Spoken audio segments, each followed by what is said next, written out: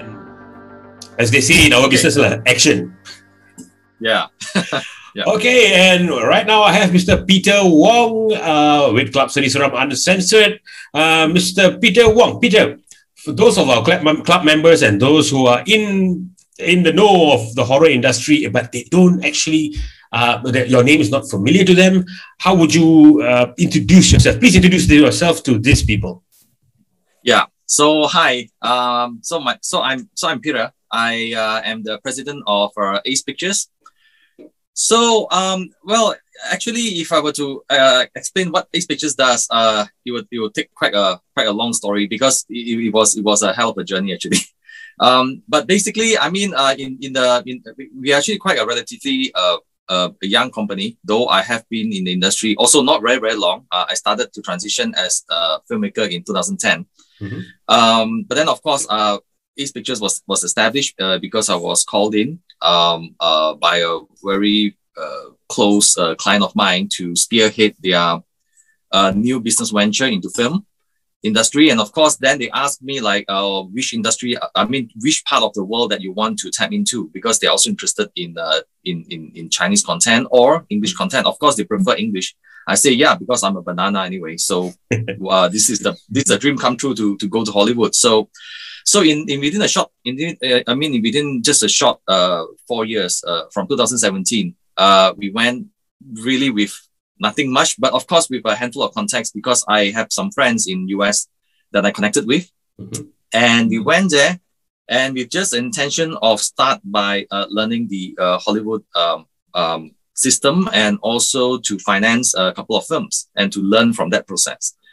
So essentially, to answer, basically Ace Pictures is started as a financing institution to finance films, but eventually, of course, once we start financing it, we are also getting our feet wet, and we are the producers of each of the film. And over that 4 years, we have funded 8 films. Mm-hmm. And the 9th film actually is the most recent one, which we will announce soon.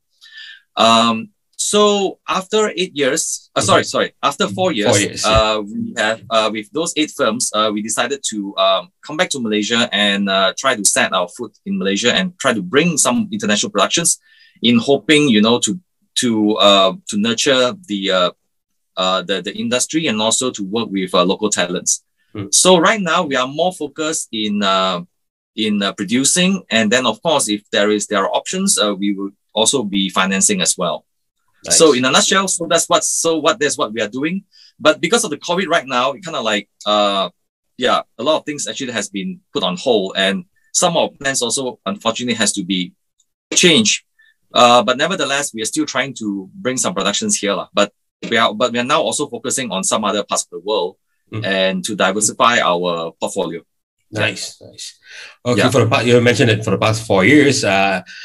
And Ace Pictures being homegrown, right? And you have already put your feet in the industry, and technically, the governing body of films in Malaysia, FINAS, supposed to learn some experience from you. But why are the general Malaysian public and the film industry not aware of your company's works and success?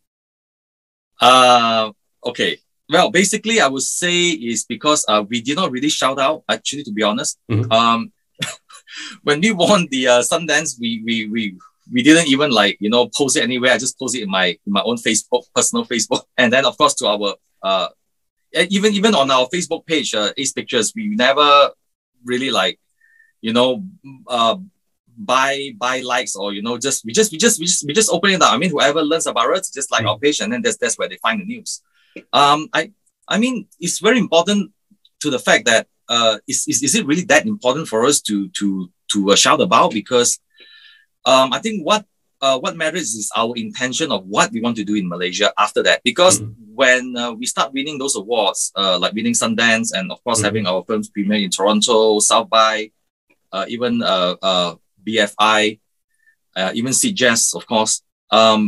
But what is more important is that after that, we have plans, like I said, to bring these projects in Malaysia. I think that is the time where we start, to tell people like, hey, so we have went out for 4 years and we come back with these things, and let's talk, let's talk about films, and let's let's figure out how to make things work in Malaysia. Nice. So that's why in the most recent months, we start to do some PR campaigns, and that's where actually I think that start, people start to start to notice us. Yeah.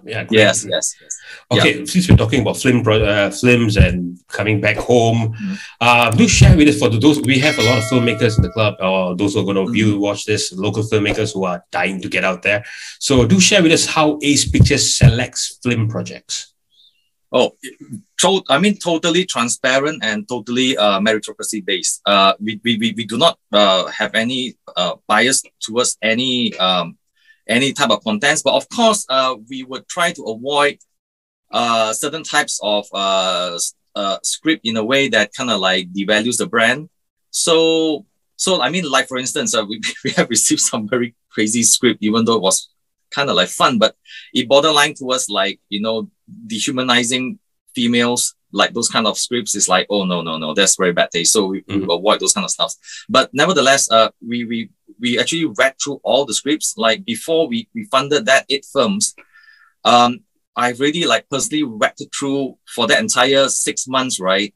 We have a lot of we receive a lot of scripts in US after we made ourselves we made our presence in US, and I read I think more than 400 over scripts within that period, and from there we only able to choose a couple. So one of them actually is just only one horror that we chose, and that was 10 Years in Real. We can talk more about that. But yeah, so everything starts first with the screenplay. But of course, now things change a bit, because now the fact that we have learned more, and we are now focusing, of course, more into, because, okay, let's just put it this way. Originally, when we wanted to finance these 8 films, one of our primary objective, of course, is to establish our brand. So essentially, our preference would be on films that maybe has some prestige status to it, that, okay, possibly maybe we won't make that much money with this film, but it will definitely likely will bring us to the film festivals. So like the first film that we did, Clemency, and that did extremely well, and that's how we won the Sundance Grand Jury Prize.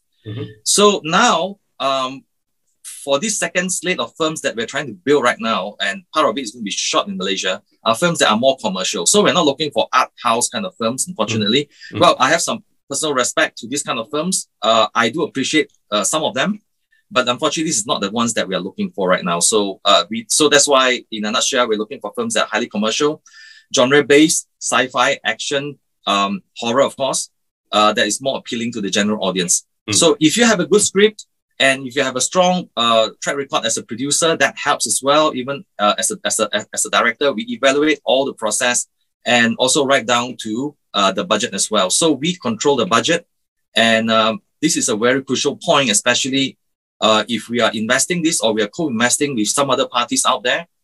We, as a producer, which I have to stress many times, as a producer, you are responsible for your duty to ensure the return of investment to the investors. So even we are the investors ourselves, we have to answer to our own board of directors. We have to answer everything within the group level. So this is something maybe a lot of people taken for granted, and only sometimes for selfish reasons or whatever. That is something that we wish to educate, especially in the public formulations. There's a lot of producers out there, actually, they kind of like deviate from the original intention, or they kind of like didn't manage the budget properly. Okay, so since we have not practiced this, we have not. This is a question that will be out of the box a bit. As a producer, I do understand the means of getting ROIs back to our investors. From your experience going out there and coming back here to Malaysia, producers in Malaysia, which other than getting their job scope right and making sure that they get the return, what is the most common failures that you see Malaysian producers do here? Okay, I need to backtrack slightly a bit, in the sense that sometimes it's also not, they are not to be blamed in a way, but also because the channel, or I say the distribution channel out there, is pretty weak.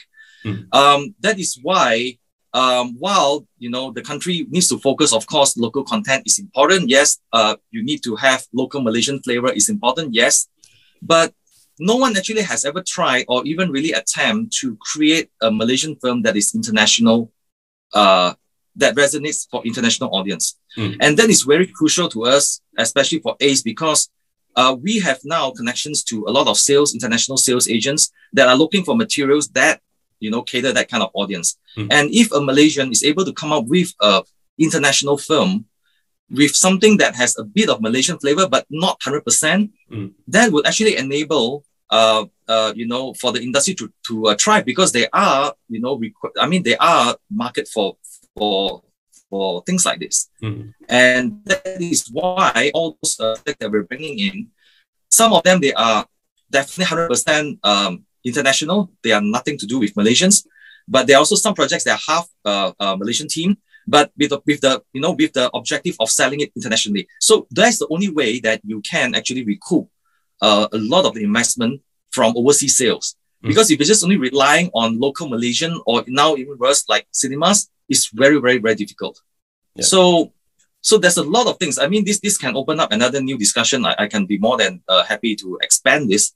But in general, as I said, this is one of them. And secondly, also is the managing of the budget. Like like I said, you have to always think that when I come in as a producer, I'm not going to think about the fee that I'm going to collect, but more like how much can I collect after the money makes, after the movie make back its money. I think you have to carry that kind of mentality. Yeah.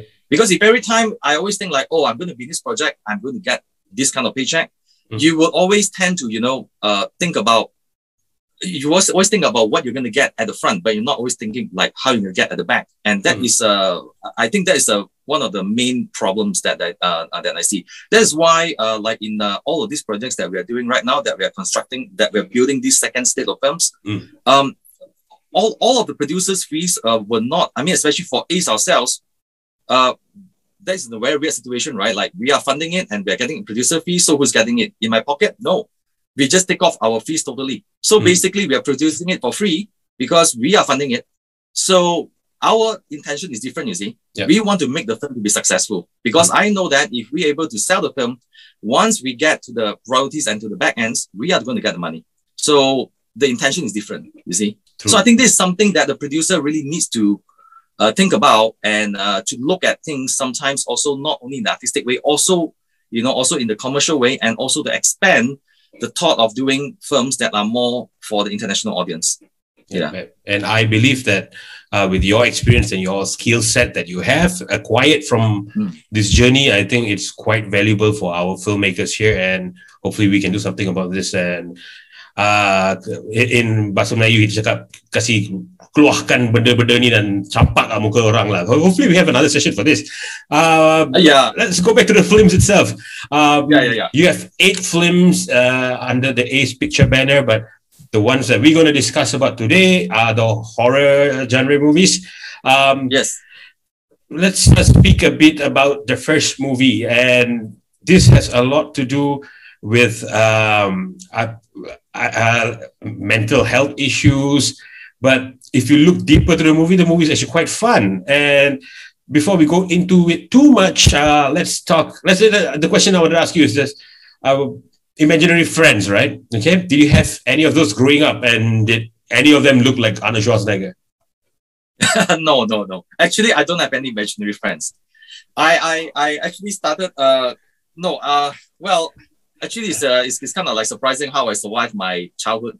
Actually, I started watching the thing when I was like 9 or 10 years old. Yeah, welcome to the club. Oh my goodness. Yeah. I have no imaginary friends to seek comfort to, but I managed to brace through my life. Watching really crazy horror films. Yeah. So yeah, a lot of crazy stuff that's happening when I was young. Maybe my brain is really damaged before then. Yeah. Oh, not yet, sir. Your brains are not damaged yet. You're just part of a unique brand of people who hopefully we can get the banner or name tag of Masters of Asian Horror one day. Let's try to do that. And for our audience who do not know what movie we're talking about, it's Daniel Isn't Real. So let's talk about the movie itself.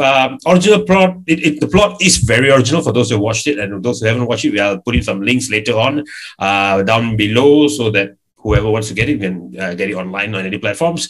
Okay, original plot, great casting here. The casting is excellent. Okay, I might not be very supportive of the main cast, but let's just say Arnold Schwarzenegger's son pulled something that I did not thought that he could do. So he's been on chick flicks. I didn't expect him to do this movie. So it was very good casting. So how did Ace Pictures decide to get involved in this project? It was part of our trip. Okay, this one actually was slightly unique. We actually met one of the executive producers in Cannes. Before we went to US, our first trip to US, we actually went to Cannes first, just to test water and just to check, you know, just like roughly just to make some study and research.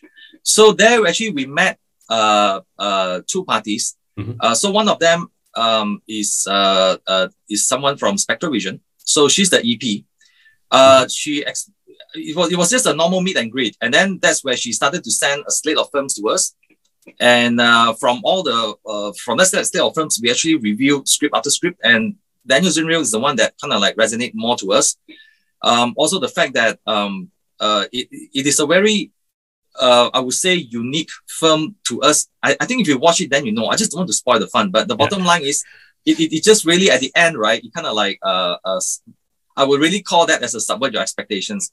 Not the Last Jedi kind of subvert expectations. Okay, that's another story.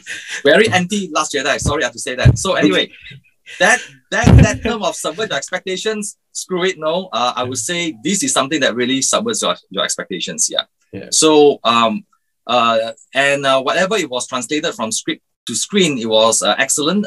We actually, as I said, when we choose this process, right, we also need to see the track record. And at that time, Spectral Vision just finished Mandy. So when we watch this, was like, oh, it's like crazy. It's really, really, really crazy. So it's amazing. They have a great track record. We love the energy from them. Yeah, so that's how we greenlighted it. And of course, being EPs, we actually have the rights to choose the cast. So there were a lot of interesting names there. Unfortunately, some of the names that we really want to go for, but they are busy. I can't name them. But there are some really, really great cast. But of course, and at the end, it was a very funny and I would say a very unique situation right now, because we ended up choosing Miles Robbins and Patrick Schwarzenegger, and both of them are actually sons of great Hollywood actors, Tim Robbins and of course Arnold Schwarzenegger, and that's how their son taking over originally actually Miles wanted to be Daniel and Patrick wanted to be, Patrick is open for both sides, but at the end we decided to cast Patrick as Daniel. So for every process we also have a say in cast, and normally we have been given quite a interesting lineup, and the process of locking them down is quite tense as well, because sometimes you have to work during a particular time frame that you not like. We are locking down a particular date. And sometimes when you make these offers to the cast, they will come back to you like a bit late. So as the time draws closer to production, you get stressed, and that's a very interesting process, but it's crazy. Nice. Yeah, okay. but it was a fun process. Yeah. So, officially as the Club Seni Suram president, I would give it 4 out of 5, which I rarely give any independent horror movies for the past 5 years. Then Israel has original plot. It has everything that you want in a good Sunday night movie with your wife. So 4 out of 5. Excellent work. Thank you so much for that. And let's move on to the next one. The next movie is on your horror genre belt here is something that I did not, when I watched this movie in the first time that I watched this movie, I did not expect any involvement from any Malaysian party. And I thought this movie was, had great influence from H.P. Lovecraft, and the colors, the colors, the lights. Here's the thing about somebody who loves making horror filmmakers. We love to experiment with lights and lighting. This was done in the 80s, the Grindhouse era, and the color of the space actually brought out all those dreams of making that kind of style movie from anybody in our age term or the ones living now who wants to do this kind of movie. Color Out of Space is the perfect example of how this kind of movie should be done. So, okay, how in God's name did Ace Pictures got into this project here? Well, actually, it's because after we did Daniels in Real. So actually, after when we finished the production in Daniels in Real, immediately we've been offered to this project by Spectral Vision, and immediately, actually, I was like, oh my goodness! I mean, I know Richard Stanley's work way before that. I watched Hardware, but he has Dust Devil. Until now I still didn't manage to watch it. But I remember when I watched it, it was like a good 90s kind of sci-fi horror kind of a feel. Yep. But I love the soundtrack. Like, oh my goodness, the soundtrack is like, I mean, the song is like amazing. So then, I mean, I did a bit of study about Richard Stanley. Then like, so he was involved in Island of Dr. Moreau. I have no idea about it. Then I just watched the documentary that surrounds the story about how about his tragic fall from the project. Then it just struck me like, this might be his comeback, because I asked for the script and I read it like, wow, it's like I mean, there's a lot of things I'm not familiar with H.P. Lovecraft, though I've watched some films in the past. It didn't really come to my mind. Then I started to research, and then I saw this. I mean, this is really something. And then I was like asking, so who's going to be the father? And then they say, like, since they have worked with Nicolas Cage in Mandy, and the way when I read the script, then I start to envision him in the script, like, this is going to be great. So then we started ask a lot of questions, of course. Then the budget, of course, is slightly higher. And then we actually went through the effects team and also the practical effects guys, and they want to do and paying homage to to the Thing, Rob Bottin kind of like style, kind of like horror. So I think everything just fell into place. And the amazing thing is we have very little notes when we read the script. Just so you know, we also provide notes for all the scripts. I think that's a very crucial part when you produce a film. You need to get other parties to read and to provide feedbacks. So we give our feedbacks, and Richard Stanley was actually very receptive towards this. And he made a few changes that actually, it actually made the story much better. So yeah, I mean, the rest is history. I mean, immediately, we went on to sign Nick Cage. We had a interesting dinner with him in Portugal. It was shot in Portugal. So it was a fun time, and we went to the set. Unfortunately, I can't show any pictures, but it was very nice, because the place was actually run down. It was a ruin, but they actually went in and hired a carpenter, and he refurbished the whole house internally. And it just turned into a like a normal living house. They rebuilt the cellar, and there was a big pit at the front entrance of the house. They just built platform, and they covered it with grass and soil, and turned it into a flat garden at the front, and then they built a well. It was a very interesting experience. And one thing I really need to say when we were there, of course we heard a lot of news about Nick Cage, but there's interesting thing that happened. He was never late on the set. Never. Professional. He's professional. Yes, he's super professional. Just wow. I mean, the process, seeing him acting those scenes, he knows what he wants to do, but he gives a couple of options. And I can't say it out here, but you have to watch. But maybe next time I can share it. But there's some crazy scenes you never expect him to do this to do those kind of crazy stuff. He will actually do it, like, to that extreme. I'm dialing up this level and then dialing down this level. So I'm giving you a few options to choose. So really, really professional. And when we see the team who proposed and doing the lights, the effects and everything, that is amazing as well. Yeah. So it was a very, very great experience. Yeah. Nicolas Cage. Did I go on off topic? I don't know. No, we're still there. We're still in Color Out of Space here. Portugal, I would never. I assumed that it was somewhere in outback of Alabama or in England, but I did not expect it to be Portugal. Nice. Well done. Yes. They actually, okay. This is not me. Of course, credit goes to the lead producer Josh. He actually went to recce the entire Portugal and found a place. Yeah, it was amazing. Yeah. So really, really beautiful. Was it more cost effective as in the point of a producer, or did you choose it because that was better location?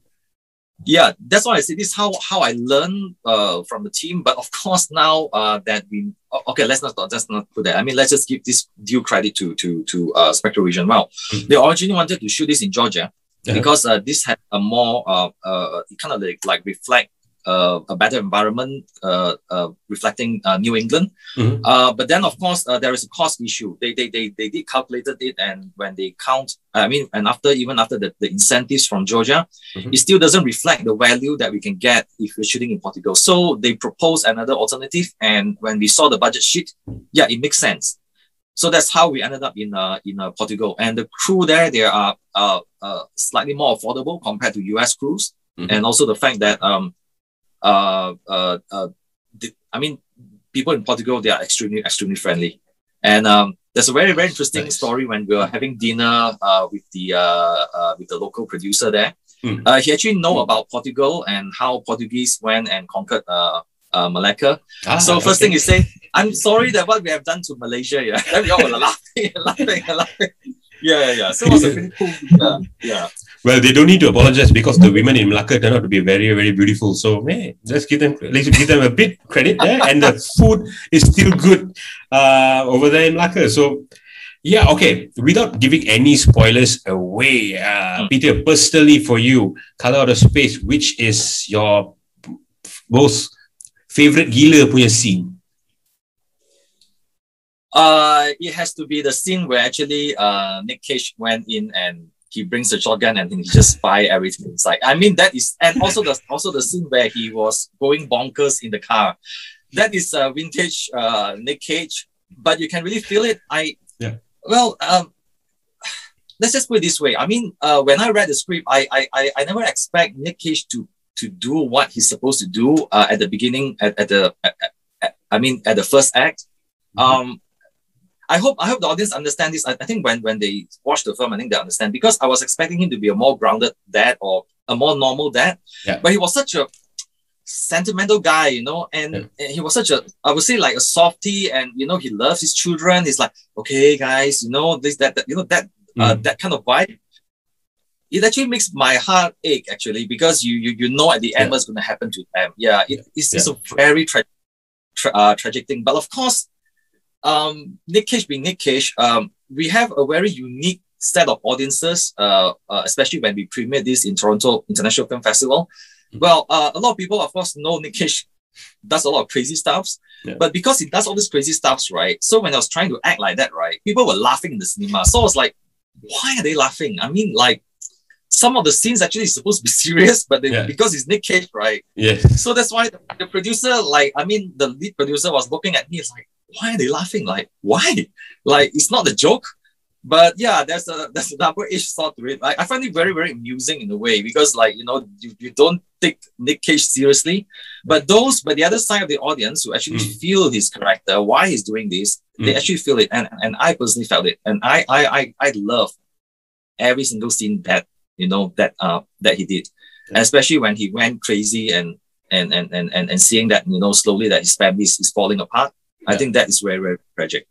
Even though Nick Cage is being Nick Cage in the movie, but I believe that everybody that watches the movie till the end, and when they walk out of their, in this case, at home, if they walk out from their living room or walk out from their TV or their phone, so after watching Color Out of Space, they may have laughed for whatever Nick Cage being Nick Cage, but there is respect on that will be there when you leave the room or after the movie. You're going like, you know what, Nick Cage being Nick Cage, but that movie was good. It was awesome, and he did it in a place where if it wasn't him, I think it would have been just a normal.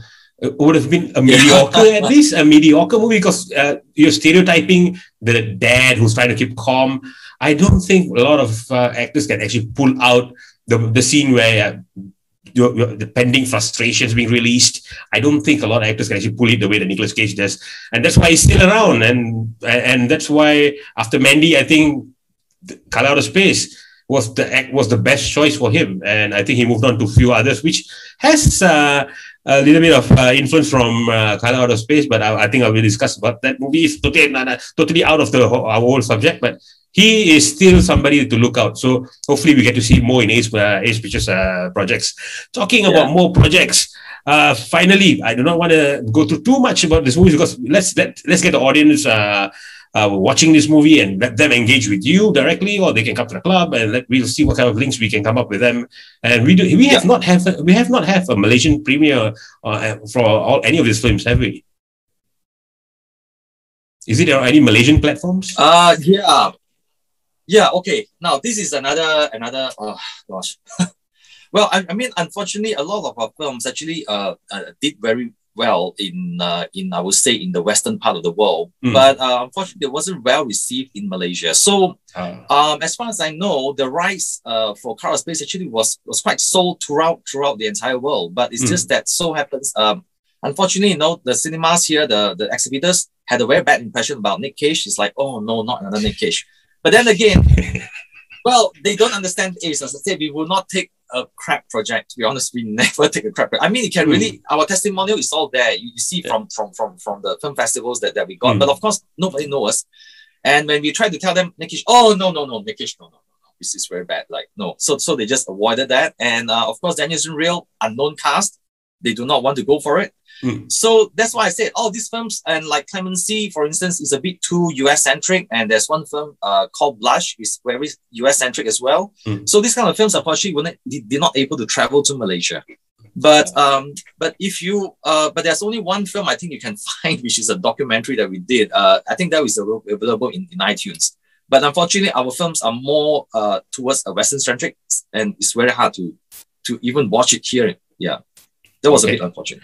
Hopefully we get some. Maybe we can do a watch party on Facebook or something and get everybody involved. That'd be a good idea. Let's whoop something up later on. It's no problem at all. Okay. Now let's. I just want to add something. Actually, a lot of people didn't know about this. I actually made a cameo in Color Out of Space, but it was not there. It was in the bonus section, just so you know. So if you have the Blu-ray, you will see the glitter scenes. You see my face there. Okay, I will. Unfortunately, I don't have the Blu-ray, but I will try to see if there's anything available on purchasing it. I think you can find it on YouTube. You can find it on YouTube. Yeah. Someone actually posted the deleted scenes. You can see my face. Okay, all right. So what I'm going to do is I'm going to find that YouTube link, which Mr. Peter Wong will be passing it to me, and I will be putting it under here. And right beside here, where there's a space in between me and Peter, we're going to put this here. So please enjoy that clip while we continue speaking. And no, you don't need to. We'll do it. Do not worry about it. Let our people. I just mentioned it. That's all. I don't need to show it out. Yeah. I see. You're so low profile at your company. No. Just saying for fun. You can search it yourself, but don't have to put it there. No. Yeah.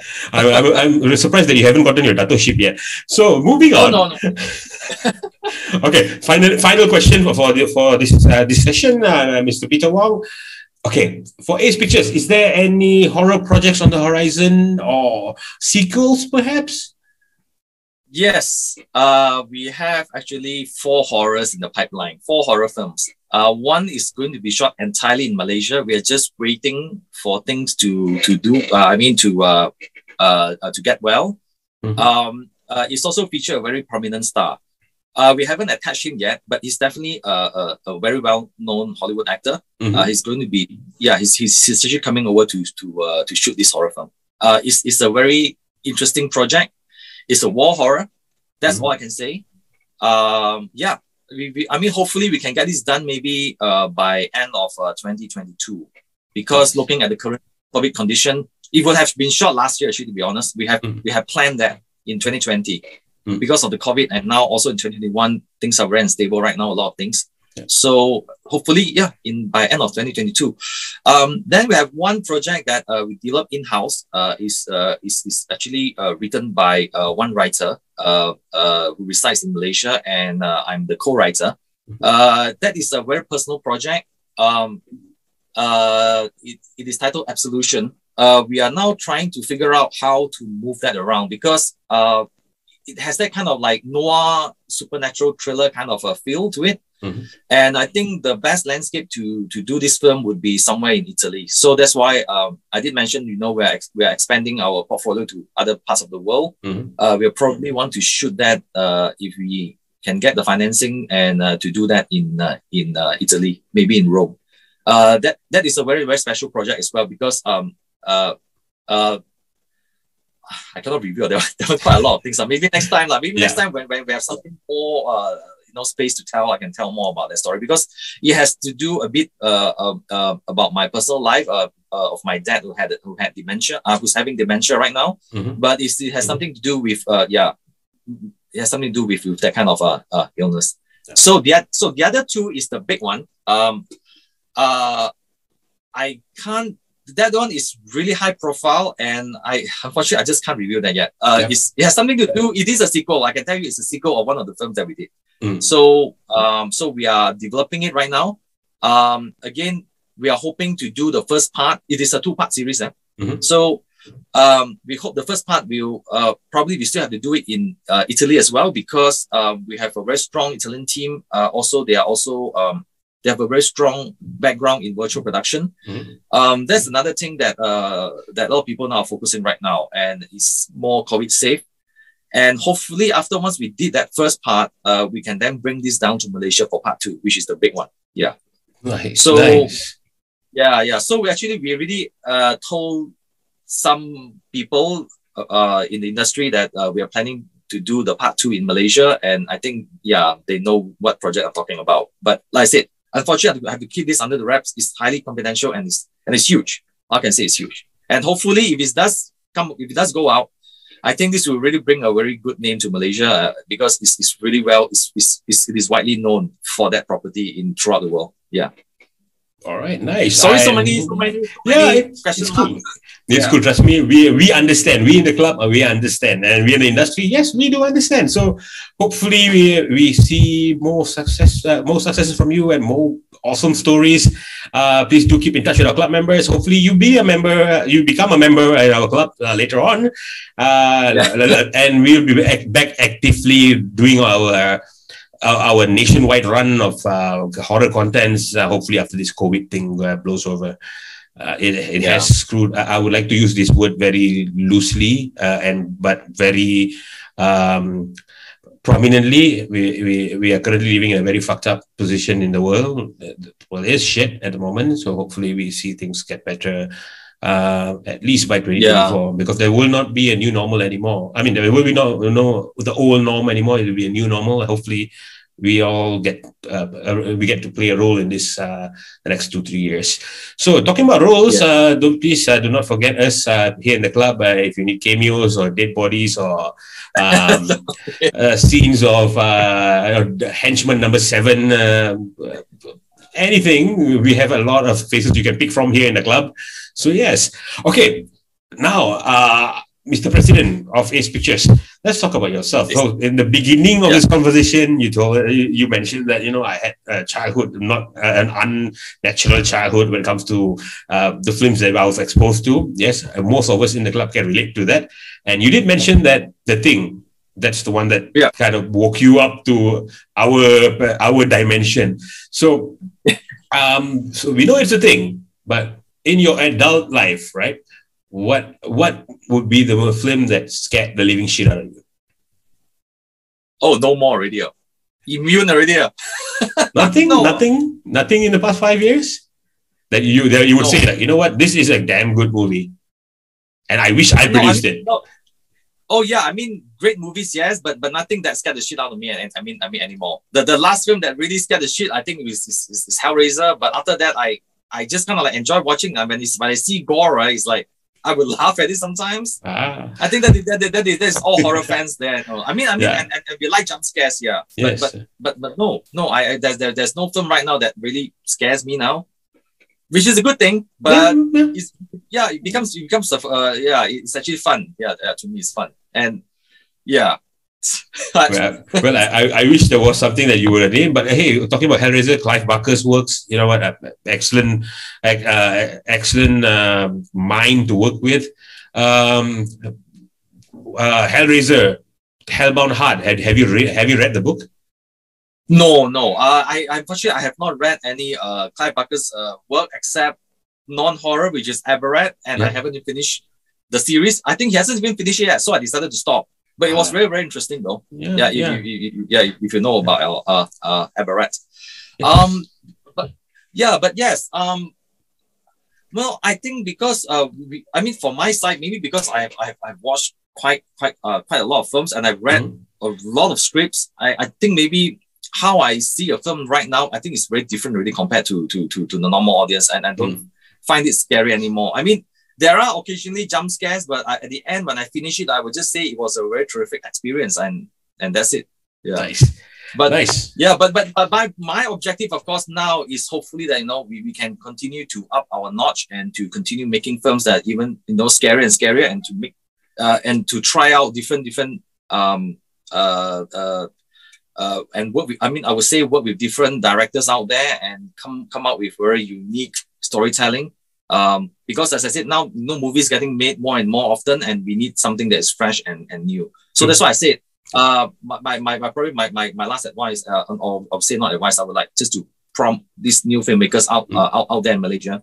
I understand you that you have to do something that is local to that is the only way you can do right now. But I hope Ace Pictures will be here for a longer time, and then maybe we can provide you an outlet for your mind to go crazy and to think outside the box, and don't think about everything as to all is restricted within this country, and think about it. Let's just put it this way: do you call a Malaysian director what is really a Malaysian content? Do you call a Malaysian content because it has Malaysian elements, or it is a Malaysian content that is done by a filmmaker but is international content? I still call that as a Malaysian content because he's from Malaysia, he did those things in Malaysia or elsewhere. It's still a Malaysian content because the idea comes from him. So it necessarily has to be local.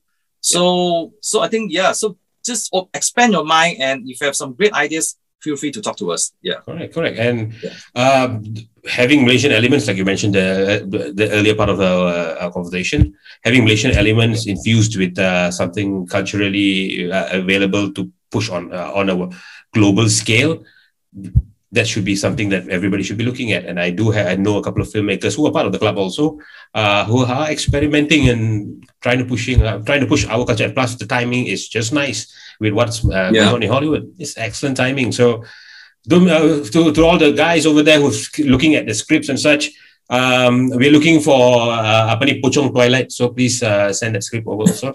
And with that said, Mr. President of Ace Pictures, Mr. Peter Wong, has joined us, and we'd like to thank you so much for this excellent session here at Uncensored with Captain Saram. Thank you so much. Any last lines that you would like to share with us before we call it a night? That was my last line actually. That was the last line. It was a gempak line. It was an awesome gempak line. Thank you so much. Okay, one more thing. Something has been disturbing me from the whole time that we're here. Tell us about the painting behind there. Tell us about the painting behind you on the wall. That is the Birth of Venus. It's nothing lucha. This is a classic painting by by Sandro Botticelli. It's called the Birth of Venus. The Birth of Venus. By a very famous painter. Yeah. So I'm guessing that's not Jolo certified original, or something. That one buy from market this one. But it's an excellent choice above the soundproofing. So it's cantik gila. So that's it, sir. Thank you so much for joining us, and for all our Club Sensor members and those who are watching our channel. If you'd like to get to know Mr. Peter Wong, his website, Ace Pictures Entertainment's websites will be all down below. Click it, get to know them, spread the word around, tell them there are actually gods that live among us. Please go say hi to the gods. No. So that's it, sir. Thank you so much. And this has been Uncensored with Peter Wong, Vimal Hatchet Man, signing off. And cheers.